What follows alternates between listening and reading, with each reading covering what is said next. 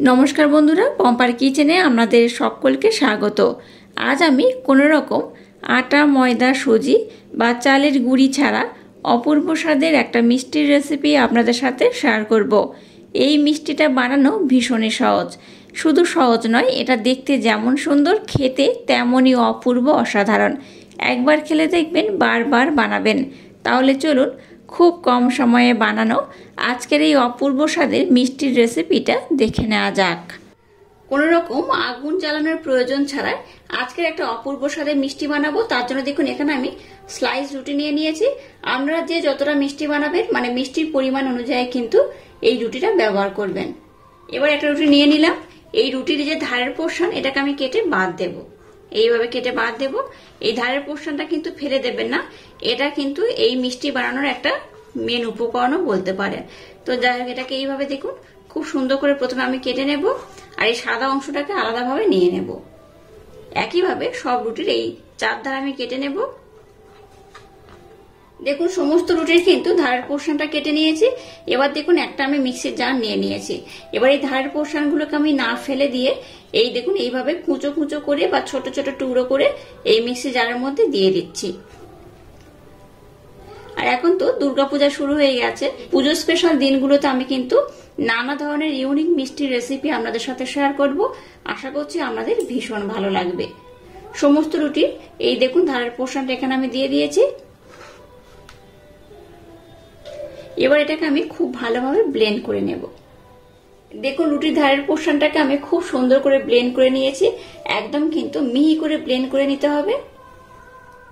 এর মধ্যে দিয়ে দেবো 2 চামচ ব্লেন্ড করে নেওয়া মিছরি। আপনারা চাইলে এখানে চিনিও ব্যবহার করতে পারেন। এর মধ্যে দিয়ে দেবো 2 চামচ মিল্ক পাউডার। আর দেখুন দুধের সর জমিয়ে জমিয়ে এখানে একটা মালাই আমি বানিয়ে নিয়েছি। এই দুধ অল্প করে আর এই মালাই অল্প করে এখানে আমি দিয়ে দেব।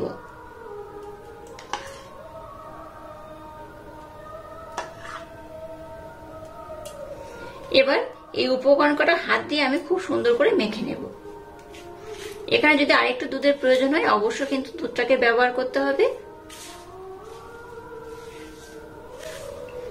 এই মিষ্টিটা বানানোর জন্য এটা কিন্তু পুরের দরকার। এখানে আমি পুরটাকে বানিয়ে নিচ্ছি এইভাবে, একদম ইউনিক পদ্ধতিতে বানাচ্ছি। এইভাবে আশা করছি কোনো মিষ্টির রেসিপি আগে আপনাদের সাথে কেউ শেয়ার করেনি। আর এই মিষ্টিটা দেখতে যতটা সুন্দর, খেতে কিন্তু ততটাই অপূর্ব, অসাধারণ। একবার খেলে বারবার বানাবেন। আর খুব কম সময় কিন্তু এই মিষ্টিটা বানানো হয়ে যাবে। দেখুন এখানে কিন্তু আর এক্সট্রা করে দুধের প্রয়োজন হয়নি।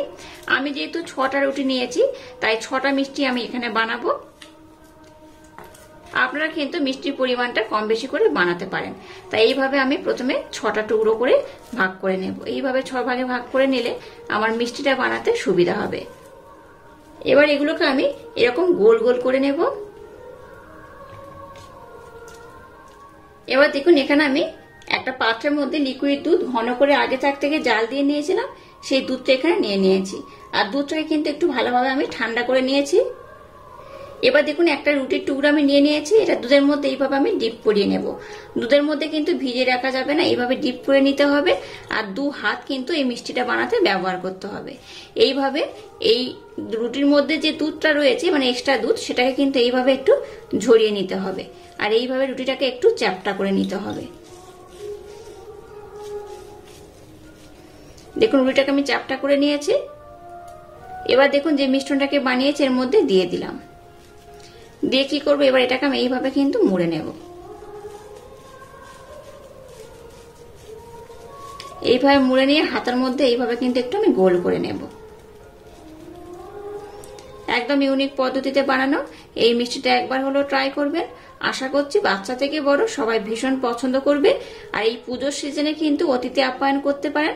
এইভাবে খুব কম সময়ে এই মিষ্টিটা বানিয়ে নিতে পারেন।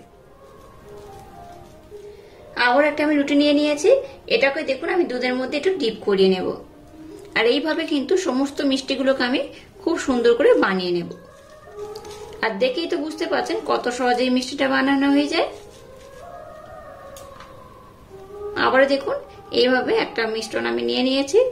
এটাকেও কিন্তু একইভাবে আমি গোল করে নেব।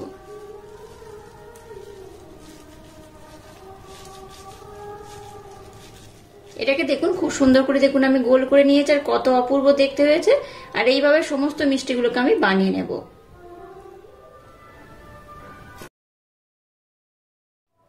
এর মধ্যে আবার আমি 1 চামচ মিল্ক পাউডার দিয়ে দিলাম। এবার লিকুইড দুধ আর মিল্ক পাউডারটাকে একটু ভালোভাবে নাড়াচাড়া করে আমি ব্লেন্ড করে নেব। এবার দিয়ে দেবো 1/2 চামচ কাস্টার্ড পাউডার। খুব বেশি কিন্তু এই পাউডার দেওয়ার দরকার নেই, অল্প করে দিয়ে এটাকে এইভাবে ব্লেন্ড করে নিলেই হবে। কাস্টার্ড পাউডার দিলে কি হবে, এই সেন্টটা কিন্তু সুন্দর হবে, যে মিষ্টিটা বানাচ্ছে স্মেলটা তো সুন্দর হবে, আর দেখতেও একটু আলাদা হবে, খেতেও কিন্তু খুব সুন্দর লাগবে। এটাকে দেখুন একটু পাতলা করে আমি মালাই বানিয়ে নিয়েছি। এবার আমি এই মিষ্টিগুলোকে নিয়ে নিলাম। এবার এই দুধটাকে আমি এই মিষ্টিগুলোর মধ্যে এইভাবে দিয়ে দেব। এই মিষ্টিগুলো দেখতে যেমনই সুন্দর হয়, খেতে তেমনই অপূর্ব অসাধারণ। একবার খেলে দেখবেন আপনাদের বারবার বানাতে ইচ্ছা হবে। আর এই পুজোর সময় অতিথি আপ্যায়ন করতে এই মিষ্টিটা ঝটপট বানিয়ে নিতে পারেন। আর এই মিষ্টিটা বানিয়ে যাকে খাওয়াবেন সেই কিন্তু আপনাকে জিজ্ঞাসা করবে কিভাবে মিষ্টিটা বানিয়েছেন। সমস্ত মিশ্রণটাকে দেখুন এবার আমি মিষ্টিগুলোর মধ্যে দিয়ে দেব।